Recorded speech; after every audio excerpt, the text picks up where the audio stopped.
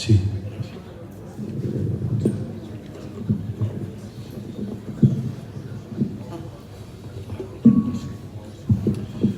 Buenas tardes, sed todos bienvenidos a la clausura de los cursos de verano de la Universidad de Cantabria. En primer lugar, quiero saludar a quienes me acompañan, al consejero de Educación, Sergio Silva, al rector de la Universidad de Cantabria, Ángel Pazos, al vicerrector de Cultura, Proyección Social y Relaciones Institucionales de la Universidad de Cantabria, Tomás Mantecón, a la directora del área de los cursos de extensión universitaria de la Universidad de Cantabria, Raquel Gómez, y a la gran periodista Ana Blanco, que se encargará de cerrar esta edición número 39 de los cursos con su conferencia Siglo XXI, el siglo de la información. Es un placer tenerte hoy aquí con nosotros, Ana. Bienvenida. Hoy, una vez más, y ya es la 39ª, cerramos con éxito los cursos de verano de la Universidad de Cantabria, que durante estos 2 últimos meses estivales han sido de nuevo una de las iniciativas educativas más importantes de toda España, ofreciendo un total de 119 actividades formativas y culturales en sus 17 sedes repartidas por toda la región, por donde han pasado cientos de alumnos. En esta edición, la Universidad de Cantabria vuelve a dejar claro que los cursos se han hecho un hueco dentro de las ofertas académicas de referencia en nuestro país, habiéndose convertido ya en una tradición y en un pilar fundamental de la vida cultural y académica en nuestra comunidad autónoma. No cabe duda de que los cursos no paran de crecer y de dejar huella gracias a la función que cumplen a la hora de enriquecer el conocimiento de quienes participan en ellos, y también gracias a la cantidad de figuras destacadas del ámbito académico y profesional que participan, compartiendo su sabiduría, algo que suma un prestigio de un valor incalculable a cada edición. Y ese éxito del que hablo se lo debemos a toda esa gente que está detrás trabajando duro cada año para que todo esto sea posible. Por eso quiero felicitar a todo el personal de la Universidad de Cantabria que está implicado en los cursos de verano, en especial, como no, al rector Ángel Pazos, por seguir apostando por esta iniciativa y que Laredo siga siendo la sede central, a la directora del área de cursos de extensión universitaria de la Universidad de Cantabria, la laredana Raquel Gómez, a la responsable de nuestra sede pejina, Soraya Hidalgo, y, por supuesto, a todos los responsables de las demás sedes. Vuestro compromiso es esencial e incuestionable para que este proyecto siga contribuyendo a la cultura y a la educación como lo ha hecho hasta ahora. Deberíamos todos estar orgullosos porque somos parte y sois parte de la historia de los cursos de verano. Gracias de verdad a todos y enhorabuena por la labor que realizáis. Y solo me queda desear lo mejor a la edición que está por venir, que ya será la número 40, un aniversario que, por cierto, también coincide con los 50 años que cumplirá nuestra querida Coral Salvé, que siempre participa en la inauguración de los cursos dando su toque de solemnidad y distinción a esta cita. Por eso estoy seguro de que el año que viene será realmente especial. Espero que sigamos trabajando todos juntos para que los cursos de verano sigan creciendo como hasta ahora y conseguir de esta forma nuevas metas que nos proyecten con energía a un futuro ilusionante. Muchísimas gracias.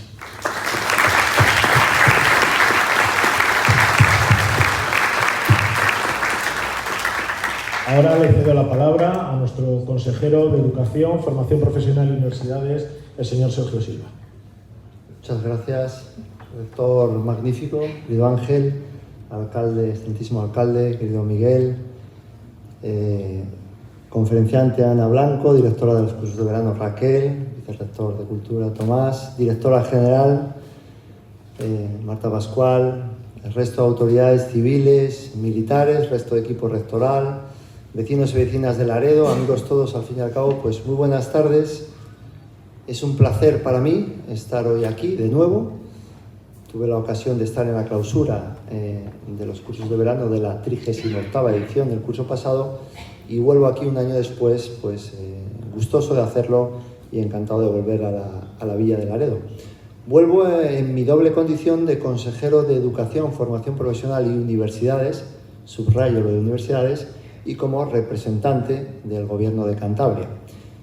Como consejero de universidades siempre es un placer participar en cualquier acto del ámbito académico en general, pero especialmente del de la universidad, de nuestra universidad, de la única universidad pública que tenemos en nuestra comunidad autónoma, ya cincuentenaria, la Universidad de Cantabria. Así que un placer para mí compartir este rato con todos ustedes, con todos vosotros. Y como representante del Gobierno de Cantabria, pues me permito trasladarles un mensaje de saludo, más que institucional, yo diría de cariñoso saludo, de nuestra presidenta del Gobierno, de María José Sáez de Buruaga, que anda finalizando sus últimos días de descanso, merecidos días de descanso, y que no ha podido estar aquí con nosotros por ese motivo.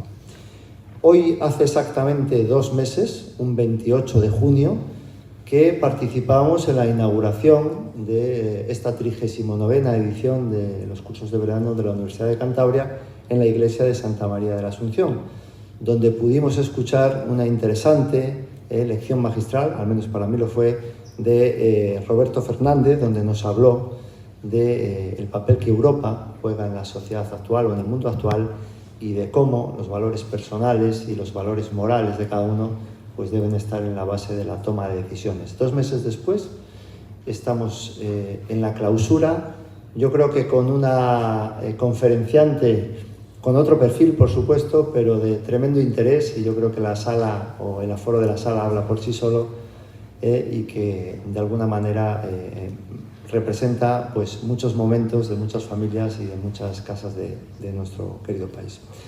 Estamos además, y no perderé la ocasión de hacerlo, en la Semana Grande de Laredo, la primera Semana Grande. Seguro que un éxito, creo que un tremendo acierto al alcalde el poder celebrar una semana grande como se merece esta villa, la Villa de Laredo, y que va a hacer honor pues, bueno, a toda su tradición. Espero poder volver a Laredo, sé que voy a volver a Laredo en los próximos meses a compartir pues cosas buenas de la educación de Cantabria y cosas muy buenas para la formación profesional de Cantabria. Eso va a ser más pronto que tarde, así que quedamos emplazados para ese futuro próximo.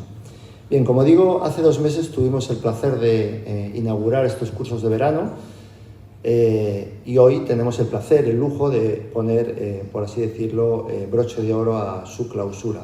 Fue un lujo escuchar a Roberto Fernández y hablar de lo que iba a ser esta actividad, y es un lujo pues, participar en la clausura de lo que ha sido de nuevo una actividad de éxito en la que verano tras verano, tengo que decirlo, pues la Universidad de Cantabria, los cursos de verano se han convertido en toda una institución para nuestra comunidad autónoma, y que de alguna manera sirven para acercar la institución de la universidad a academia, a la sociedad en general. 17 sedes, más de 100 actividades, creo que son cifras que hablan por sí solas, más sedes, más actividades, por lo tanto más personas participando, a las que yo quiero dar la enhorabuena a todas ellas, especialmente, como no, a la directora de los cursos, a Raquel.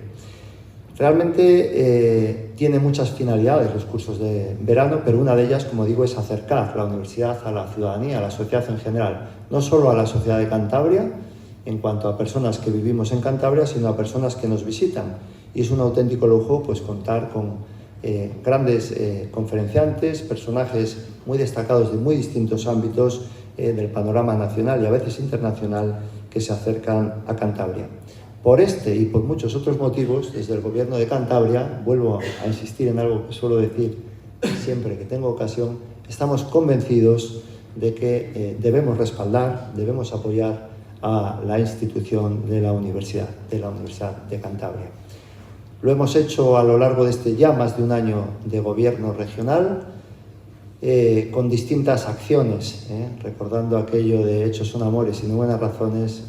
Quiero acordarme ahora del contrato programa del 2024, del reto en el que nos encontramos inmersos, el rector lo sabe, de esa financiación estable que nos conduzca a un escenario, bueno, pues eso, de más estabilidad y por lo tanto de más calidad para la Universidad de Cantabria, o los tremendos retos a los que nos encomienda la legislación, la nueva legislación del sistema universitario a la que todos hacemos frente.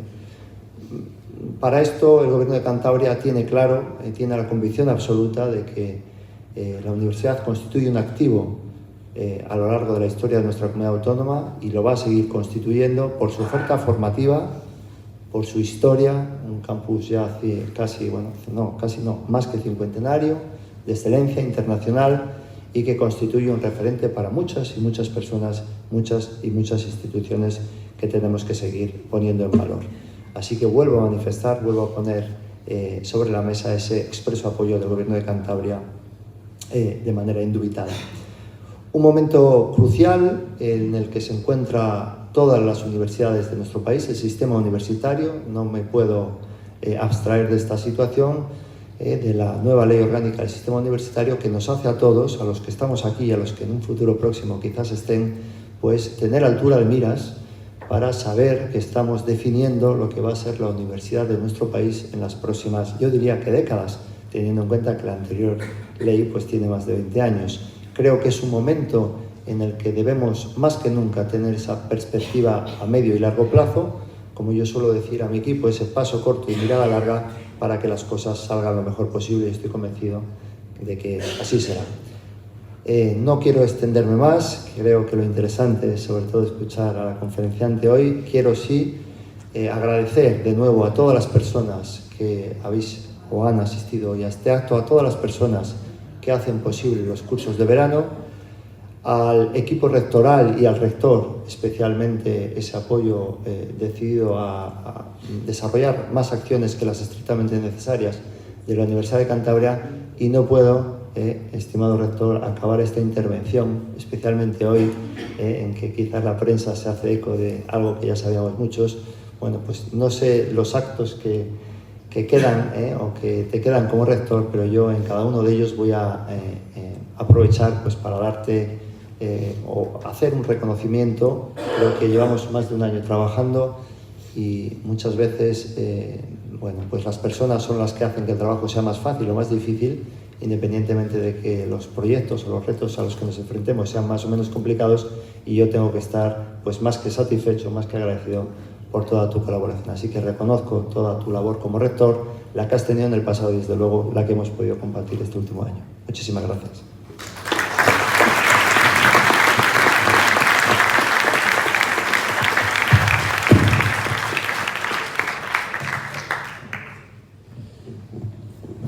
Bien, buenas tardes a todos y a todas, alcalde, consejero, querida Ana, vicerrector, directora de los cursos, vicepresidente del Parlamento, directora general, y si me disculpan, pues saludo ya a todo el resto de autoridades municipales, civiles, militares, académicas y a todos los que nos acompañáis hoy.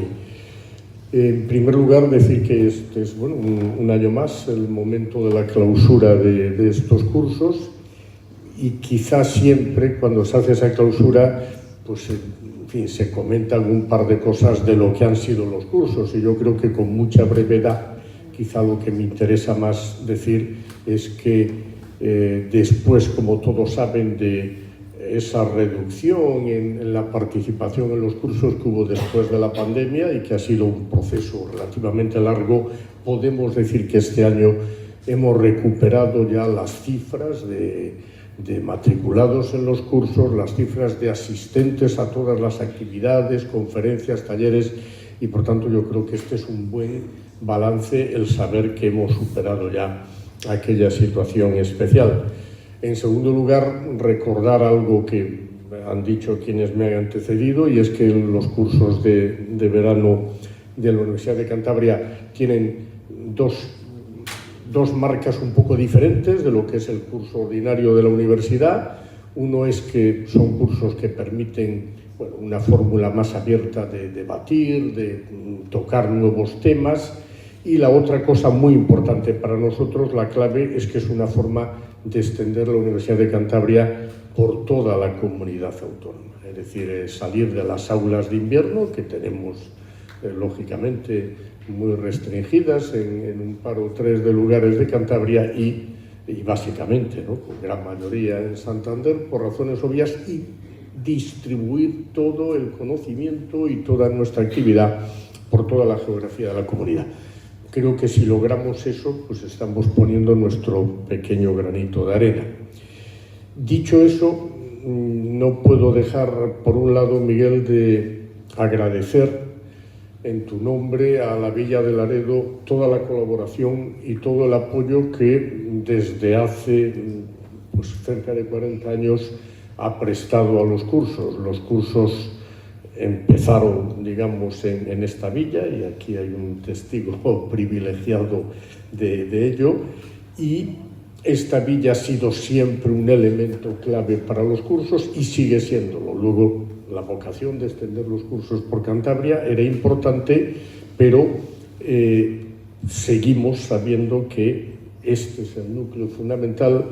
Laredo se ha volcado siempre con los cursos, y para mí por razones obvias, ¿no?, esta clausura es un buen momento para agradecerte a ti, a todo tu equipo, a toda la villa, a todos los equipos anteriores y a toda la gente de Laredo lo que ha significado y significa en casi 40 años el apoyo constante a la Universidad de Cantabria. Y no quiero dejar justamente en un año, bueno, pues especial para mí como el de hoy, de dejarlo claro.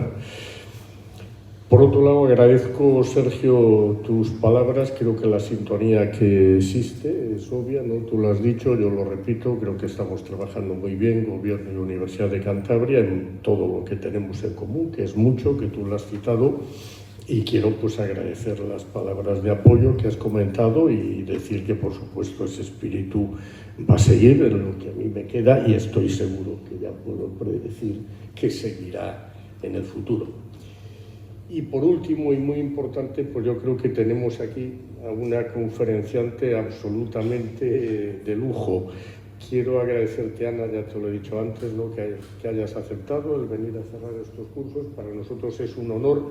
Creo que ha sido Sergio el que ha comentado algo, no sé exactamente sus palabras, pero cuando lo ha dicho yo pensaba que tú eres una persona que has estado presente en nuestras casas y en nuestras familias tanto tiempo, transmitiendo todo lo que pasaba, dando, bueno, pues las últimas noticias de cada día, que creo que tener la oportunidad de tenerte ahora aquí, con tu experiencia, con todo tu conocimiento, y que nos vayas a hablar de lo que es la comunicación en el siglo XXI, creo que es especialmente importante. Es un honor, de verdad, para nosotros que hayas aceptado, y de verdad que estoy seguro que tu contribución va a darnos algo de luz, porque he visto además en la conferencia acaba con un interrogante, y ya nos explicarás si esto quiere decir que probablemente vivimos también en el tema de la comunicación, como en casi todos en el siglo XXI, un cierto momento de incertidumbre, de duda, ¿no? Y no puedo acabar sin agradecer el trabajo de toda la gente que hace posible los cursos de verano, ¿no? Desde el vicerrector, la directora de los cursos, los directores y directoras de sede, toda la gente que trabaja en la unidad y en general, ¿no?, toda la gente que hace posible desde la Universidad de Cantabria que cada año, un año más, lleguemos a este momento de cerrar los cursos de verano, habiendo intentado pues que, como decía al principio, eso haya sido un pequeño, digamos, reparto de debate, de conocimiento, de intercambio de ideas por toda la geografía de la comunidad, desde lo que una universidad pública debe hacer.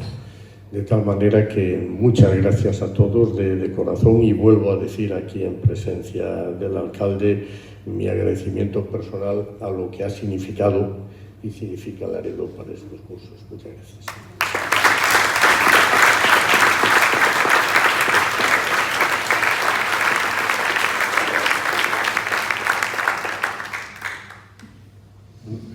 Estimado alcalde, estimados consejero y rector, querida Ana, querida Raquel, autoridades académicas, civiles, militares, muchas gracias, señoras y señores, amigos, amigas. Bueno, yo voy a seguir la receta que solo aplico en los cursos de verano. Quienes me conocen saben que tengo dos tendencias. Una es que soy muy despistado, luego si no escribo exactamente lo que quiero decir en este tipo de circunstancias, siempre se me olvidan cosas. Y dos, que tiendo a ser muy prolijo, con lo cual, para ajustarme a la medida del tiempo y ser respetuoso con lo que tiene protagonismo cada sesión, voy a seguir la receta. Solo la aplico, como digo, en el caso de Laredo, pero creo que es imprescindible, ¿no? Lo primero es subrayar que cumplimos 39 ediciones, pero que son 40 años, ¿no? Y que este 2024 ha sido muy importante por motivos que indicaré siquiera de forma referencial antes de pasar a presentar a Ana Blanco, a quien desde ya doy las gracias por encontrar un hueco en la agenda y por tener el detalle, ¿no?, de compartir con nosotros esta tarde, ¿no? Bueno, a lo largo del tiempo, de estos casi 4 décadas, ¿no?, hemos ido mejorando el diálogo con las instituciones y personas que nos ayudan a configurar cada propuesta académica. Y agradezco ese apoyo y espíritu constructivo, que a veces también ha llevado a asumir la crítica, puesto que cada programación que desplegamos es revisada por una comisión académica que hace su trabajo con rigor, y esto obliga a veces a reconsiderar muchas buenas ideas para acabar haciéndolas mejores, ¿no? No quiere decir que no cometamos errores, pero que pulimos mucho la programación, ¿no? Este año recuperamos el vigor prepandémico, y esto es muy importante, porque hasta ahora, desde el 20, no lo habíamos conseguido. El número de cursos más o menos es estable, viene a ser más o menos similar en una ocasión y en otra, y el complemento de actividades abiertas también, ¿no? Pero el número de matriculaciones ha crecido un 10% este año, y esto es importante ver que recupera el ritmo vital. Yo he tenido ocasión este año de desplazarme a Laredo en varias ocasiones y siempre he visto la sala llena, ¿no? Y en otras sedes ha ocurrido igual, incluso en algunas donde no había esa tradición, Camargo, por ejemplo, o Santander, ¿no? Es decir, que creo que recuperamos el pulso vital. Y si esto indica algo sobre lo que pasa en la sociedad, también es un buen dato, ¿no? Por lo tanto, este año es un año importante. No voy a entrar en las materias que hemos ido abordando, pero han salido todas estas que constituyen problemas que nos preocupan como ciudadanos y frente a las cuales tenemos que formarnos una opinión y ser críticos y activos en ellas, ¿no? Desde el tema de la energía, le comentaba antes al rector viniendo aquí que de esta sala salí de una de las conferencias un poco preocupado y muy deprimido al ver las limitaciones energéticas que tenemos como humanidad, para los próximos 30, 40 años, lo que nos va a exigir un esfuerzo de imaginación. Pero hemos repasado temas de empleo, de paro, medio ambiente, sostenibilidad, atención a medida que avanzamos en el curso de la vida, la soledad, los problemas también del deterioro neurológico. Es decir, hemos ido repasando aquellos asuntos que nos preocupan y frente a los cuales tenemos que tomar posiciones. Otro dato importante es que han participado mujeres y hombres de todas las edades, de toda condición, con diferentes capacidades, profesiones, sensibilidades, curiosidades, ya como docentes, como ponentes, como asistentes a los cursos y a todas las actividades que se han hecho en abierto, ¿no? Cada persona, además, transmitirá parte de lo aprendido en diferentes entornos, con lo cual el efecto que buscamos de llegar más allá de las aulas, de hacer que el conocimiento se difunda y que sea un conocimiento custodiado, riguroso, etcétera, yo creo que vamos consiguiéndolo poco a poco. Pero hay una cosa que también quiero subrayar: seguimos aprendiendo a mejorar. Intentamos contribuir a formar parte nosotros mismos de una ciudadanía más informada y por lo tanto también más crítica. Bueno, desde aquí aprovecho también para agradecer a todo el equipo de cursos de verano que compartan estos objetivos y haberlo hecho durante todos estos años y llevar su labor más allá de lo que es exigible, porque esto no es tan frecuente, la verdad, ¿no? Agradezco a Raquel su dedicación, su compromiso y su profesionalidad, algo que debemos subrayar también en la vida que nos rodea, no en todas las profesiones, pero no es un valor tan subrayado, tan denotado en nuestros días, ¿no? Y por supuesto le agradezco la coordinación de todo el proceso que ha sido este año impecable, ¿no? A Patricia, Soraya, María, Miquel, Maricel, Igor, las dos Cármenes, Sarabia y del Moral, que está aquí, una no ha podido estar, a Rosa, a Cristina, a Carolina. Muchas gracias por el excelente trabajo en cada sede. Es crucial tener este diálogo entre los municipios y la universidad, ¿no? Un año más hemos llevado noticias, ideas, debates, herramientas para pensar a muchas personas que han confiado en nosotros. y agradezco a Jacqueline, Patricia y Pilar la resolución y gestión eficaz de cada trámite. Es que sin eso no podríamos llevar adelante nada de lo que hacemos, ¿no? Bueno, y en sintonía con nuestra filosofía, hoy Ana Blanco aborda una materia que es clave. No se ha dicho aquí y yo creo acabar saliendo de la sala con muchas más elementos de juicio para formarme una opinión sobre esto, ¿no? Y que tiene que ver con cómo logramos concretar nuestro derecho cívico a una información veraz. Vivimos en guerra. Esto es desde el principio de los tiempos, pero en las últimas décadas, pues esto forma parte, entra en nuestras casas a través de la televisión, de los medios, ¿no? Y la vivimos en analógico y en digital, y en todos los frentes, ¿no? También dramáticamente en carne y hueso, no solo en lugares distantes, sino también en entornos cercanos a través de versiones que nos llegan de una u otra manera. La ciberguerra implica nuevas formas de invasiones, hackeos y rescates.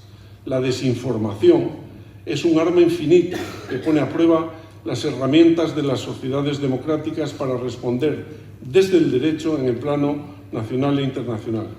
El crimen organizado se filtra por las grietas del derecho a la dignidad y a la integridad.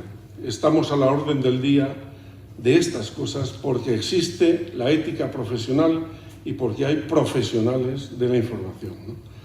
También se precisa algo de nuestra parte y es espíritu crítico. Esta cualidad quizás sea lo que parece más frágil a los enemigos de las democracias, pero es la cualidad más robusta de estas y una conquista histórica que es irrenunciable. Por todo esto es clave saber si el siglo XXI es el siglo de la información. Para orientarnos tenemos la suerte de contar con una guía de excepción, una bilbaína de nacimiento, madrileña de adopción y también casi laredana por lo que he sabido más recientemente, ¿no? Con experiencia extraordinaria, un poco, ¿no? En los campos de la información y de la comunicación. Bueno, Ana Blanco López acumula una impecable trayectoria profesional de 34 años con más de 7.400 informativos en televisión española, ¿no? A poco que se piense todo lo que ha pasado desde la caída del muro de Berlín o desde la masacre de 2.996 personas y más de 16.000 afectados por el atentado que desplomó las Torres Gemelas y ha formado parte de nuestra experiencia histórica, ya debiera parecer sobrada toda carta de presentación, ¿no? Muchos de estos recuerdos que tenemos han pasado por la mesa y despacho de Ana Blanco. Han sido más de 34 años en el periodismo de primera fila, desde que culminó su formación en Deusto, la Complutense y la Autónoma de Madrid. Ya en los años 80 tuvo colaboraciones con Prisa y otros medios, luego vino la labor de Radio Televisión en Madrid y Radio Televisión Española, que permitió a Ana adentrarse en nuestras casas para informarnos en plena guerra del Golfo y hasta hoy. La hemos visto y escuchado en Telemadrid y en Canal Sur, en las noticias de la 2 y en las de la 1, en el informe semanal, en muchos de los programas que consideramos con justicia serios. También la hemos visto con Pedro Piqueras, coordinando el debate electoral a 4 en junio de 2016, y con Vicente Vallés en el realizado a 5 a principios de noviembre de 2019. La voz y rostro humano de Ana Blanco transmite solvencia, credibilidad y confianza. Antes de iniciar el primer bloque sobre política de igualdad del debate de 2019, con Sánchez, Casado, Rivera, Iglesias y Abascal, mostró ya lo que ya todos concebíamos que había dentro, pero que disimulaba, yo creo, con mucha profesionalidad, ¿no? El nervio periodístico. Dijo: hablarán de paridad, pero hoy la foto no es de igualdad. Muy cierto, la igualdad anda maltrecha desde siempre y exige esfuerzos cada día. Lo digo como historiador, ¿eh? La foto era lo que era y es lo que es, ¿eh? Ana ha resistido las tentaciones de medios privados de comunicación y en la televisión pública ha sobrevivido, que no es poco, a 5 presidentes de gobierno, 12 presidentes y directores generales del medio, ¿no?, de Radio Televisión Española, pocas mujeres, por cierto, y casi 20 directores o directoras de informativos. Bueno, es una proeza, ¿eh? Ha sorteado las posiciones partidistas, seguramente algunos episodios han dejado alguna amargura, que espero que con el tiempo esté diluida ya en el recuerdo, y cubrió asuntos importantísimos para nuestro país y también en el escenario internacional. Cubrió la Conferencia de Paz de Madrid, por ejemplo, en el 91, el maratón informativo que supuso el dedicado a los atentados del 11S de 2001 y transmitió el drama social que vivimos en el 11M en Madrid, ¿no? También nos contó el fin de ETA, la invasión de Ucrania, bodas reales, fallecimientos y proclamaciones de 3 pontífices, abdicaciones y coronaciones en España e Inglaterra o el fallecimiento de Fidel Castro. Su impecable carrera ha merecido todo tipo de premios, ¿no? Entre otras muchas distinciones, ha sido reconocida como mejor presentadora de informativos en 7 ocasiones, mereció la Antena de Oro y el Micrófono de Oro de la Federación de Asociaciones de Radio y Televisión, el Ondas, y el del Club Internacional de la Prensa. También insignia de caballero, yo diría más bien de dama, de la Orden Nacional del Mérito concedido por la Embajada de Francia en España en 1999. ¿no? El 4 de agosto de 2020 declaró al Diario Femenino, entre comillas, nunca me planteé presentar un telediario y sin embargo aquí estoy. Quizá la respuesta a cómo llego ahí esté en algo que ese mismo día precisamente aparecía publicado de su propia boca en el Periódico de Aragón. Dice, me emociono como a todos con la información que transmito, ¿no? Pero, indica, mis sentimientos no son importantes para ser el rostro de la realidad y no olvidar el objetivo, ¿cuál es? Contar qué ha pasado y no qué me parece que ha pasado. Esto último es un gran compromiso. José Carlos Gallardo, director de Informe Semanal, hace poco destacó su cercanía, su forma de contar las cosas y de tratar con las personas, sea un político de primera línea o cualquier persona a pie de calle. Decía, Ana tiene un don incomparable. Carlos Franganillo, que la sustituyó en el Telediario de la Noche y con quien ha compartido mucha labor periodística, reconoció en El Mundo, del 22 de febrero, que las cualidades de Ana Blanco se ven mayores cuando la conoces de cerca. Hay, dice Franganillo, una empatía que va más allá de la información y ella la consigue como muy poca gente ha conseguido en España. No se puede decir más de una periodista, por eso Franganillo concluía, comillas, no es exagerado decir que es una leyenda de la televisión, ¿no? Esperemos que las no tan fácilmente reductibles, pero voraces bestias que sacuden los medios en nuestro tiempo, no engullan a excelentes profesionales y menos aún a las leyendas. Aguardamos, Ana, compartir tus consideraciones sobre el derecho cívico a obtener información veraz. ¿Qué nos depara el 21? Pues lo vemos y lo veremos.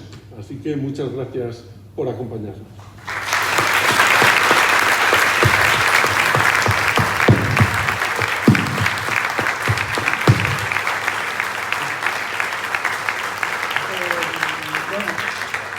Yo no sé cómo dar las gracias, ya estoy muy abrumada. Gracias, de verdad. Gracias también por estar aquí, a todos los que habéis venido a la conferencia. Gracias a la Universidad de Cantabria, no solamente por las cosas que hemos escuchado aquí, sino por ofrecerme la posibilidad de participar en la clausura de los cursos de verano. No son actos habituales para mí, pero por mi vinculación con esta comunidad y con la universidad decidí aceptarlo. Y además, añado otro dato, yo no estoy acostumbrada a hablar sin apoyarme en imágenes. Tengo que confiar solo en mi capacidad. Estaba recordando, Tomás, algunas de las publicaciones que hubo cuando yo tomé la decisión. Esta fue ya de dejar Televisión Española, pero hace 3 años, más o menos, 2 años, era por estas fechas. Yo anuncié que quería dejar de presentar los telediarios, llevaba más de 30 años, 32. Y una de las razones era que quería probar a hacer algo que no estuviera tan vinculado a la inmediatez de la noticia, algo más elaborado. Y entre las propuestas que surgieron, había una para hacer una serie documental sobre cómo habían sido las últimas décadas, los cambios que estábamos viviendo, cómo nos estaban afectando, cómo éramos y hacia dónde íbamos. Esa serie se llama Todo cambia, se puede ver en RTV Play, y uno de los capítulos precisamente está dedicado a cómo ha cambiado nuestra forma de informarnos desde que yo empecé. Es un poco la fecha que yo marco. Voy a hacer un poco de memoria. La verdad es que todos cambiamos. Los periodistas, yo desde que comencé he visto cómo se modificaba nuestro trabajo, pero también cómo se modificaba la forma en la que se recibía ese trabajo. La audiencia también se iba transformando. Yo siempre he pensado que la televisión y la sociedad están mucho más unidas de lo que parece. Van en caminos paralelos, diría yo, ¿no? Bueno, yo tomé esa decisión y opté por este programa Todo cambia, un poco porque tengo la sensación de que la vida es un continuo cambio, pero últimamente los cambios son más extraordinarios y más rápidos. Nos exigen una adaptación, yo creo que mayor, por el proceso de digitalización fundamentalmente. Y aquí hago un poco de memoria para tratar de explicar qué proceso he vivido yo. Vuelvo la vista atrás y me sitúo en septiembre de 1990, cuando llego a presentar el primer telediario, que fue por una pequeña casualidad. Tomás preguntaba cómo llegué, fue por una pequeña casualidad. Alguien me sugirió, bueno, pues vete a hacer una prueba, y acabé presentando los telediarios durante todos esos años, pero es verdad que nunca me lo había planteado. Bueno, entonces todavía en la redacción había máquinas de escribir. La mayoría de los que estáis aquí tenéis edad para conocer las máquinas de escribir, aunque a los jóvenes les parece una antigüedad, ya algo que han visto ahí en un trastero, ¿no? Había periodistas veteranos, cuando yo empecé, que se resistían a dejar de teclear las máquinas, porque realmente la imagen del periodista, y lo hemos visto en muchas películas, va unida a una máquina de escribir. Y si menciono los teletipos, los jóvenes desde luego no tienen ni idea de lo que es. Era una especie de aparato parecido a la máquina de escribir. La mayoría de los que estamos en esta mesa, no sé si Raquel ya nos pilla fuera. Bueno, iba transmitiendo, llegaba a la redacción las noticias de las agencias. Había que ir al aparato, al teletipo, cortar los papeles, agruparlos por áreas y repartirlos. Esto es algo impensable hoy en día, que todos llevamos el teléfono móvil en el bolsillo y toda la información posible, pero no hace tanto que se hacía ese trabajo casi artesanal. Estábamos muy lejos de imaginarnos esta situación actual cuando contamos una de las noticias, yo creo que más impresionantes de este siglo XXI, y que ya ha salido en las presentaciones, que son los atentados del 11 de septiembre en Estados Unidos. Yo creo que este ejemplo puede servir para ilustrar el cambio que se ha producido, la magnitud de ese cambio, con algo que realmente está relativamente cerca, ¿no? Casi todo el mundo recuerda, y la mayoría de los que estáis aquí seguramente también, algunos de los más jóvenes quizá no, pero los demás, lo que estaban haciendo, lo que estabais haciendo cuando se produjeron los atentados. Yo estaba en la redacción era septiembre de 2001. Unos minutos antes de empezar el telediario, vimos en uno de los monitores la imagen de una de las torres contra la que estaba ardiendo, contra la que supuestamente había chocado una avioneta. Es lo que se dijo en un principio y es lo que contamos nada más comenzar el telediario. Pero pocos minutos después llegó la imagen de otro aparato chocando contra la segunda torre. Yo llegué a pensar que era un montaje, que no podía ser verdad, ¿no? Pero ya en ese momento no había dudas y era algo intencionado. En principio ya no se trataba de un accidente. A partir de ese momento lo que hicimos fue ir descifrando las imágenes, porque no había información, no había datos, no sabíamos lo que estaba pasando. Pues situábamos un poco cómo eran esos edificios. Los corresponsales iban ofreciendo contexto y dando, por ejemplo, algunos datos de los aviones que habían secuestrado. Había más aviones secuestrados, luego se produjo el ataque contra el Pentágono. Bueno, fuimos detrás de las imágenes todo el rato. Las imágenes que teníamos eran las de las cámaras de seguridad de la zona donde se produjeron los atentados y también algunas de las televisiones, que tampoco tenían muchas, pero en las azoteas había cámaras. Yo recuerdo que algún presentador americano salió conmigo en el telediario porque no nos daba tiempo a editarlo, ¿no? El primer testimonio directo de lo que pasó no llegó hasta 1 hora y media después. Hoy sería impensable porque las redes estarían ofreciendo información inmediata en cuanto se hubiera producido los atentados. Sin embargo, entonces, ni siquiera Facebook, que ha sido durante muchos años la red que ha mantenido el liderazgo informativo, existía. Creo que surgió en 2004 y estamos hablando de 2001. No había más que imágenes y lo que tratábamos de descifrar. Ese testimonio que digo, que llegó a las 4:30 más o menos de la tarde, fue de un amigo de un compañero de la redacción. Le llamamos por teléfono. Fue por teléfono como hicimos la conexión. Nos contó que él trabajaba tenía su oficina en la parte alta de uno de los edificios que estaba cerca de las Torres Gemelas. Explicó cómo había visto al primer avión volando raro, le pareció que hacía un vuelo extraño y lo vio chocar. De momento pensó que era un accidente, pero pocos minutos después tuvo ocasión de ver el segundo avión, cómo se estrelló contra las torres, y ya quedó claro que aquello pues no era un accidente, ¿no? Lo explicó perfectamente, porque fue un ejemplo de periodismo ciudadano. Él no era periodista, pero como lo había visto lo que pasó, lo contó perfectamente. Y es un ejemplo de periodismo ciudadano sin redes y sin plataformas. Hoy en día convivimos con las redes y a veces las redes van por delante. Y voy a citar otro ejemplo, este es más reciente, lógicamente, en el que pasó precisamente eso. Hace 4 años se produjo una explosión de gas, algunos lo recordaréis, en un edificio de la calle Toledo en Madrid. Fue un usuario de Twitter quien lanzó la primera imagen.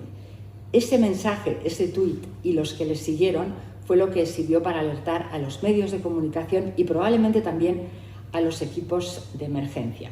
Esto es algo habitual ya, es habitual y todos hemos vivido la situación de preguntarle a un amigo, a un familiar, ¿cómo te has enterado? Y que nos conteste que ha sido por Twitter. Ahí hago un inciso, Twitter no es un ser que no tiene nombre, en Twitter hay usuarios que son los que informan. A veces se nos olvida y decimos Twitter, pero siempre hay alguien detrás, un medio, una persona. Recuerdo también que me impresionó mucho en 2008, cuando vi por primera vez a una periodista de televisión informar de que había sido elegido presidente de Estados Unidos Barack Obama con un teléfono móvil, no tenía más. Nosotros habíamos hecho un despliegue importantísimo de medios y de personas para contarlo, ¿no? Y sin embargo, ella iba solo con un móvil. No me imaginaba que en poco tiempo ese teléfono iba a ser una herramienta muy importante de trabajo para nosotros, para tantas profesiones y también el principal canal de información. Ya no resulta extraño, por ejemplo, ver que cuando un político pues sale, por ejemplo, del Congreso, le rodean los periodistas y la mayoría llevan teléfonos móviles, no llevan los micrófonos tradicionales. Eso ya ha cambiado y ya ni nos extraña. En las televisiones de todo el mundo se ha pasado de movilizar grandes equipos para informar de acontecimientos a reducirlos a lo mínimo. Y yo creo que era Tomás citaba alguno. Por ejemplo, cuando se murió Juan Pablo II, fuimos un equipo grande de televisión española, hacíamos las emisiones diarias desde allí, estuvimos esperando a la fumata blanca, luego se repitió con Francisco, pero entonces éramos menos ya. Sin embargo, cuando se murió Fidel Castro, que también lo ha mencionado, fuimos un reducido grupo de periodistas y realizadores, porque ya teníamos dispositivos digitales, ya había cambiado todo, o sea, ahora ya se pueden hacer informaciones en directo con el móvil, con un satélite que va en una mochila, todo eso ha ido rápidamente cambiando y a veces yo creo que no nos damos cuenta porque lo hemos asimilado. Esto es así y vas tan rápido que lo aceptas, pero no hace tanto todo era mucho más complicado. El ver a un periodista, yo los primeros que vi fue en la Casa Blanca precisamente, pero ahora los podemos ver en cualquier sitio, con una tableta, un trípode, y él hace el encuadre, él prepara el texto, él entra en directo. Esto ha pasado a ser normal, la reducción de los medios y también la mejora de todos esos medios técnicos. Y voy a hablar de otro de los acontecimientos que todos tenemos muy presente y que yo creo que también ha marcado cambios en la forma de informar y de informarnos, y es la pandemia. Los periodistas que mencionaba que eran nostálgicos de la máquina de escribir no se imaginaban que íbamos a estar confinados por una pandemia, realmente no nos lo imaginábamos ninguno de nosotros. Esa situación hizo que cambiaran nuestro modo de vivir, evidentemente durante todos los meses que estuvimos confinados en nuestras casas, pero en el caso del periodismo era impensable que cuanto más necesitados estábamos de información, porque estábamos inquietos, teníamos miedo, no sabíamos lo que estaba pasando, no se podía hacer esa información en la calle y tuvimos que hacerla desde casa. Voy a contar cómo se organizaron los equipos de trabajo. Esto sí que es más reciente, porque la pandemia, estamos hablando de 2020. Había 2 equipos de redacción muy reducidos en edificios separados. y la mayoría de los redactores y de los equipos de realización trabajaban desde casa para evitar el riesgo de contagios. También existían esos dos equipos que menciono. Yo misma trabajaba en casa. Muchas veces me habían hecho la broma, tú no puedes teletrabajar. Bueno, pues entonces sí teletrabajé, por lo menos en parte. Hasta 2 horas antes del informativo yo estaba en casa comunicándome con mis compañeros, preparando las entradillas de las informaciones, las entrevistas, y luego salía sola. Recuerdo, porque muchos no salisteis de casa, pero yo tenía que salir todos los días y veía las calles de Madrid desiertas. Creo que voy a tardar mucho en olvidar esa sensación que tuvimos todos, pero especialmente, por supuesto, los que trabajaban en los hospitales, los que estaban allí ayudándonos a todos. Pero es verdad que para mí era un shock salir y encontrarme con esas calles vacías, ir hablando en el sin manos de los últimos datos del telediario. Y cuando llegaba a la redacción, en el estudio había 2 personas con mascarilla. Yo me la quitaba unos segundos antes de empezar, después de desinfectar todo lo que había, que era una especie de locura. Franganillo era de los más beligerantes, desinfectando, no sabíamos nada, intentábamos cuidarnos. Bueno, en esa época tuvimos que desarrollar el ingenio, porque no podíamos ir a hacer entrevistas, y las entrevistas aportaban mucho. Necesitábamos información, necesitábamos saber cosas, incluso distraernos, y voy a citar una de las entrevistas que gustó mucho precisamente por eso. Entonces, para hacer las entrevistas recurrimos al método que utilizaba todo el mundo para hablar con familiares y amigos cuando no estaban cerca, ¿no? Las entrevistas online. Empezamos con ese sistema en el que le pedíamos al entrevistado que utilizara el móvil, la tableta o el ordenador para entrar en directo en el informativo. Las imágenes no eran de buena calidad, pero el testimonio merecía la pena. Todos recordamos a gente a la que se estaba entrevistando y pasaban los niños por detrás, o incluso interrumpían la entrevista porque estaban en casa. Al hacer las entrevistas así perdíamos la calidad de nuestras cámaras, pero no quedaba más remedio. Antes, para hacer una entrevista, viajaba un equipo de redactor y realizador a veces, más de una cámara, había luces. Todo esto se sustituyó por los dispositivos digitales. Y eso se ha quedado. Ha mejorado la técnica y además hemos descubierto que tiene una inmediatez y una calidad mucho mejor que la de entonces, que se puede aprovechar para informar en directo. Es a veces más operativo y más rápido. No digo que sea la tónica general, pero sí que es más habitual de lo que era antes. La verdad es que todos somos conscientes de que llevamos, eso que está sonando por ahí, que es un móvil, todos llevamos un equipo de televisión para emitir y para recibir noticias, imágenes, las comunicaciones de nuestros amigos. El origen está en esa revolución digital que vamos asimilando y que ha cambiado nuestra forma de comunicarnos, de vivir, por supuesto las comunicaciones. No ha pasado tanto desde que se inició ese proceso. Voy a recordar a lo que decía el humorista Javier Cansado, que suele bromear diciendo que él dice que conoció Internet cuando era campo. Como cuando decimos, yo vivía ahí cuando era campo, pues él conoció Internet cuando era campo. Y los datos nos recuerdan que es bastante reciente. Hace solo poco más de 25 años que comenzó el desarrollo del Internet comercial en España, pero entonces solo lo utilizaban las grandes empresas. Hoy en día, el 95% de los españoles estamos conectados a Internet. Yo diría que aquí nadie no está conectado, seguramente todos, seguramente aquí somos el 100%. Y el 81% dice informarse por el teléfono móvil. Es uno de los datos del último informe de Reuters sobre los medios de comunicación. La aparición de nuevos medios digitales ha transformado ese escenario. Se calcula que hay ahora unos 3.000 medios digitales activos. Han ido surgiendo en este tiempo entre diarios en Internet, emisoras de radio, canales de televisión y, por supuesto, los medios nacidos en la propia red, los medios que son estrictamente digitales. Y como contaba, tenemos nuevas herramientas para trabajar, pero también, y esto creo que es una novedad bastante importante, hay nuevas herramientas para medir, para seguir prácticamente al instante quién está leyendo una noticia, el seguimiento de las informaciones. Todos los grandes medios de comunicación tienen en las redacciones pantallas en las que pueden ver qué está llamando la atención de los lectores o de la gente que está viendo determinada serie, por ejemplo. Incluso el propio redactor tiene una herramienta, como varias, pero como Chatbit es una de las que más se utiliza, para saber cuánta gente lee o escucha o ve su información y en qué momento. Eso añade una presión extra, aunque también es un plus de información. Y a partir de ahí es como se elaboran las listas de lo más leído, lo más visto que los propios medios publican y que todos hemos visto cuando leemos algún periódico.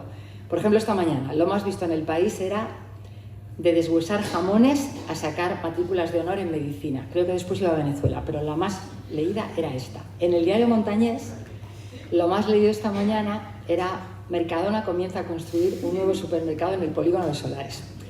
Esas listas es verdad que nos dan una idea de lo que está pasando y a los medios les hacen modificar su colocación. Muchos periodistas se quejan de la falta de jerarquización. Antes abrías el periódico y además veo que aquí hay mayoría de gente que ha leído periódicos, porque los más jóvenes lo recuerdan como algo de trabajo del colegio, ¿no? Pero tú ibas a leer la sección que te gustaba, ahora ya la jerarquización no existe. Siempre ha sido importante el titular de una información, pero ahora yo creo que por esa necesidad de mantener el interés se recurre a veces a lo que se llaman titulares cebo. Algunos de los que he mencionado antes, bueno, estos sí que daban algo de información, pero dan muy poca información. Suelen apelar a las emociones, muchas veces a la curiosidad. Y voy a citar alguno de los que todos hemos visto, incluso pinchado, ¿no? Por ejemplo, no te imaginas lo que hizo un hombre en plena calle y nadie intervino. O, ¿qué ha enseñado un español a sus compañeros de estudios en Italia? Hace unos días había otro. ¿Por qué a los hombres les gusta quitarse la camiseta? Entonces, no solo en esos casos, que lógicamente, bueno, pues tienen quizá poca trascendencia, ¿no? En muchos de las informaciones que se publican en las webs, tenemos que leer casi el artículo completo hasta el final para desvelar la incógnita que planteaba el titular, porque lo que se busca es mantenernos el mayor tiempo posible en la página. Eso que os decía que miden los medios en las pantallas en las que van viendo el tráfico, cuanto más estemos, mejor. Pero además los medios tienen que conseguir no solamente que sus páginas estén disponibles y colocadas como creen que van a tener mayor atención, tienen que convencer a los buscadores, porque muchas veces no vamos a un medio, muchas veces vamos al buscador directamente para encontrar lo que necesitamos. Google, por ejemplo. Eso requiere, entre otras cosas, estrategia. Una compañera periodista me contaba que ella, mientras seguía la rueda de prensa, iba pensando qué palabras iba a incluir para que el buscador colocara su noticia en un lugar destacado. El estrés que le suponía pensar, tengo que resumir esto y además, ¿cómo lo titulo para que llame la atención? Voy a citar un libro que a mí me parece un librito muy finito, pero muy interesante, que se llama La tiranía del clic, de Bernardo Marín García. Él cuenta, voy a dar un ejemplo de cómo colocar las noticias en un buscador, lo cuenta él. En junio de 2014, cuando se conoció la abdicación de Juan Carlos I, muchos internautas buscaban Juan Carlos I o rey dimite o renuncia, ¿no? Entonces, El Mundo publicó un titular que yo entonces no entendí, seguramente muchos tampoco. El artículo se titulaba El rey Juan Carlos abdica, ni renuncia ni dimite. Aparecía bien posicionado porque incluía en su título las dos palabras erróneas, equivocadas, pero que muchos utilizaron para hacer la búsqueda, de manera que ese artículo salía, porque estaban incluidas. Yo, es lo que os decía, en principio yo no lo entendí, pero después con Bernardo me aclaró que estos cambios requieren también mucho ingenio para moverse en el mundo digital. De estas cosas hablamos con varios periodistas en el programa Todo Cambia, que os mencionaba al comenzar, dedicado al cambio de la forma de informarnos.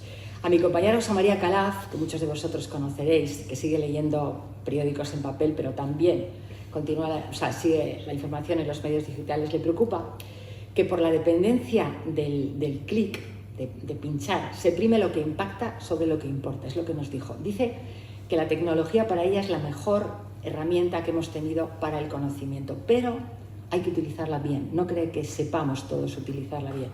Y propone una alfabetización digital para todos, para niños y adultos, que nos permita un uso correcto y discriminar lo que es información de lo que no lo es. Y ella se queja de la falta de controles para detener los bulos. Tomás mencionaba esa necesidad de sentido crítico de la que también habló otro de los participantes en el programa. Ella lo compara con un supermercado. Dice que a los supermercados no llegan los productos que no tengan un certificado sanitario. Pero, sin embargo, en la red no hay garantías de que algo no es tóxico. No lo sabemos. Hay muchos ejemplos, voy a citar uno que me afecta personalmente, me vais a permitir que me coloque yo de protagonista, pero hace unos meses varios medios publicaron esta noticia. Ana Blanco y Susana Griso suplantadas en la estafa de varios anuncios en Instagram. Esos medios explicaban, realmente yo me enteré por los medios porque no soy muy habitual en las redes, que en mi caso se empleaba mi imagen y mi voz para anunciar que Quevedo, el cantante, apadrinaba una casa de apuestas. Por supuesto, el vídeo era falso y desgraciadamente no es el único ejemplo. El Departamento Verifica de RTVE lo desmintió, como otros, ¿no? Hay empresas fraudulentas que utilizan la inteligencia artificial, que es una herramienta estupenda, pero con fines delictivos, para suplantar a personas conocidas, y hacen vídeos publicitarios, por ejemplo, de inversiones millonarias. A mí hubo gente que me paró para preguntarme si era cierto lo que yo anunciaba. En algunos casos el montaje es muy pobre, se ve fácilmente, pero hay otros en los que cuesta, hay que fijarse mucho para ver que son falsos. Y además, como dice otra conocida periodista, Marta García, ayer en su libro Lo imprevisible, esta práctica, conocida como deepfake y creada ya en 2004 con otros fines, ha provocado que desconfiemos de lo que vemos, que desconfiemos de nuestros sentidos. Ella da otro ejemplo que a mí me parece muy gráfico. Dice, antes se engañaba con las apariencias, ahora son nuestros sentidos. Y habla de la película Sopa de ganso, en la que uno de los hermanos Marx le pregunta a un personaje, ¿a quién va a creer? ¿A mí o a sus propios ojos? La respuesta a esa pregunta era obvia entonces, pero hoy ya no es tan obvia. Marta dice además en su libro que las mentiras funcionan sobre todo cuando confirman lo que ya pensamos, porque nos encanta que nos dé la razón, la tengamos o no. Eso es algo que es una debilidad. Y dice que los algoritmos no están pensados precisamente para mostrar verdades. Y eso, según un catedrático, me parece un sabio en la materia, Rafael Rubio, el catedrático de la Universidad Complutense, hace necesario que desarrollemos el sentido crítico. Vuelvo a lo que mencionaba Tomás, porque estamos en un mundo con tantas posibilidades que tenemos que estar atentos, ¿no? Él explica que la información que nos llega al teléfono móvil tiene una intención, está personalizada. Vuelve a hablar del algoritmo que procesa nuestros intereses a partir de las búsquedas que hacemos, de los datos y del tiempo que nos detenemos en una web. A eso hay que sumar los que facilitamos sin darnos cuenta. Hay un estudio de la Universidad Carlos III de Madrid que dice que Facebook tiene más de 3.700 elementos de los usuarios de la red que definen su ideología política. No sé si seríamos capaces de dar tantos. Rafael Rubio compara esa labor de rastreo del algoritmo con la costumbre de ir todos los días al mismo bar a desayunar. Él dice, en poco tiempo el camarero ya sabe lo que nos gusta y te lo pones casi sin que se lo pidas. Además descubre que te gustan otras cosas y las va añadiendo. Él dice que es lo que hace también el algoritmo. Selecciona la información que ve que nos interesa y nos la va facilitando. Esa información personalizada puede ser parcial y restringida.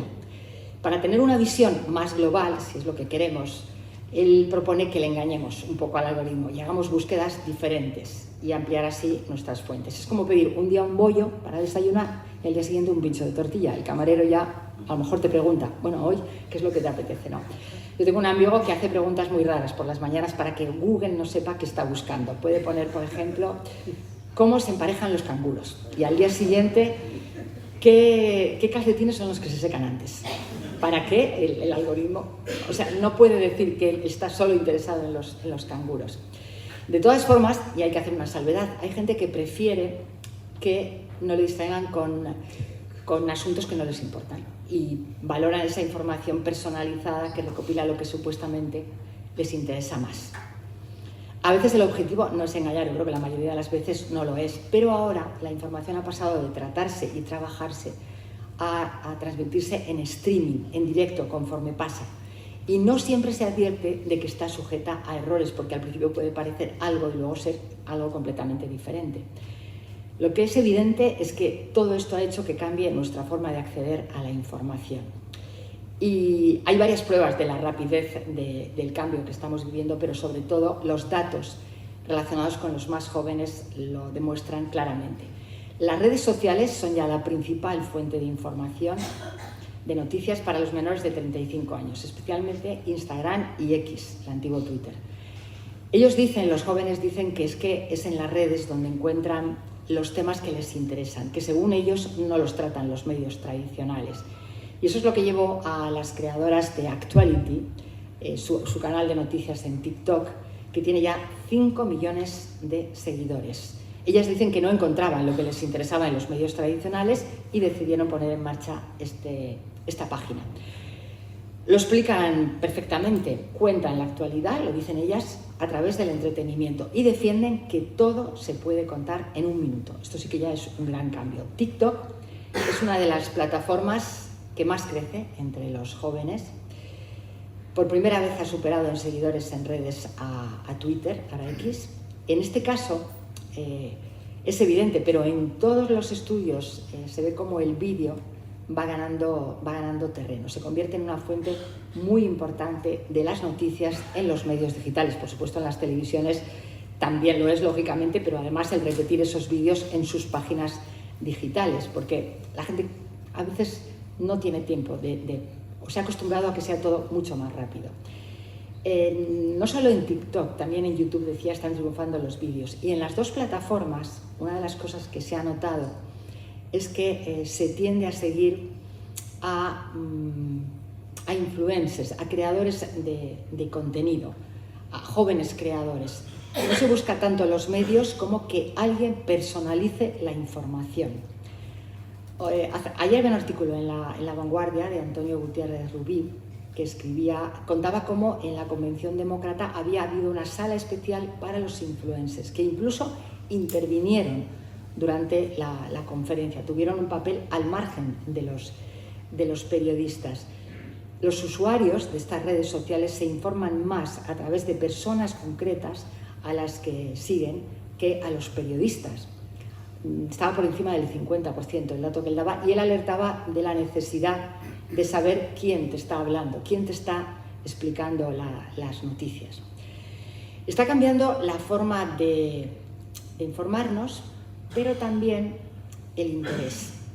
Cada vez hay más gente que dice que a diario o a veces trata de evadirse de las noticias. El último dato es del 37% de los españoles que dice que intenta evitarlas.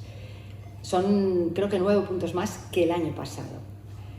Todos le hemos oído a un amigo decirnos que yo ya no me interesan las noticias, ¿no? En muchos casos es por el sufrimiento, el desasosiego que les provocan las malas noticias. Se ha mencionado aquí las guerras que estamos viviendo. Dicen que en ese desinterés también influye la inquietud generalizada por la desinformación. El 70% de los españoles dice que les preocupa saber qué es falso y qué es cierto en entornos digitales. Y la edad es un factor muy importante en esta preocupación. Las personas mayores tienden a preocuparse más por la desinformación, a cuestionarse más lo que les llega, pero también entre los jóvenes el grado de inquietud es alto. En España, Google y WhatsApp son las plataformas en las que más se fían los españoles. En concreto, en el caso de WhatsApp, se ha convertido en España, es el país donde está ocurriendo esto, no solamente en una app de mensajería, sino en el lugar donde más gusta intercambiar información y compartirla. Porque uno tiene la sensación de que un amigo o un familiar no me va a engañar. Si me llega por WhatsApp, será que es cierto. Entonces, ahí los expertos y los estudios alertan del riesgo de que se transmitan bulos por ese canal. Y de hecho, por ejemplo, el Departamento Verifica de RTV advierte de la necesidad de contrastar las noticias. Voy a citar otra de las cosas que, antes de concluir, que ha cambiado mucho nuestra forma de vivir y de informar, que son los drones. Los drones son ya algo habitual. Mirar y decir, hay un dron. Pero antes no contábamos con ellos, por ejemplo, en televisión. Y recuerdo en qué momento fueron muy decisivos, que es otro de los acontecimientos que me ha tocado contar en mi trabajo como periodista, que es la erupción del volcán de La Palma. Cada día, a las 3 de la tarde, conectábamos en directo con un dron. que se movía sobre las zonas cubiertas por la lava. A veces veíamos cómo iba avanzando. Gracias a ese dron sabíamos exactamente por dónde se estaba moviendo la erupción, cosa que era imposible porque no podías acercarte, pero los drones facilitaron la labor periodística. Bueno, para mí a veces fue un poco tortura porque todos los días decía, ¿qué está pasando? Solo veo lava. Pero bueno, íbamos aportando algunos datos que teníamos del día, pero era muy interesante. Luego tuve ocasión de hablar con los dos chicos que hacían ese trabajo, que estaban felices porque de repente su afición se había convertido en algo muy importante para la información. El programa Todo Cambia, recuerdo por ejemplo uno de esos drones en el que dedicamos al turismo, de lo que se habla tanto ahora, como empezábamos con Lorenzo Milá llegando a Venecia, y gracias a un dron se veía esa ciudad tan maravillosa perfectamente. Bueno, yo creo que todos coincidimos en que con la digitalización es mucho más fácil informarse, pero también, y ahí creo que también coincidimos todos, existe el riesgo de desinformarse. Recuerdo para terminar un dato de cómo ha avanzado en poquísimo tiempo, cómo nos informamos y qué hacemos en nuestra vida, y es que más del 80% lo hacemos a través del teléfono móvil. Un gran avance que yo creo que tenemos que cuidar. Muchas gracias.